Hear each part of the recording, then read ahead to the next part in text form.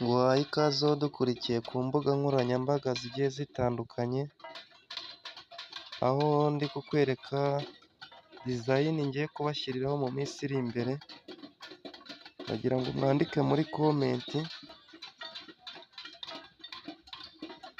mumbwire uko muri kuyibona ino dizayini, mbibutsa yuko ushobora kugenda ukareba amavidewo twagiye dukora atandukanye kuri ino cano, nibutse ko ugomba gukora sabusikarayibe kuri ino cano y'Ibyiza TV kabiri, ugakora na sheya, ugakora ku nzogera kugira ngo ujye ubona videwo dushyizeho umunsi ku wundi. Ngira ngo ino dizayini uri kuyibona ni dizayini nziza, ndagira ngo muyitegereze neza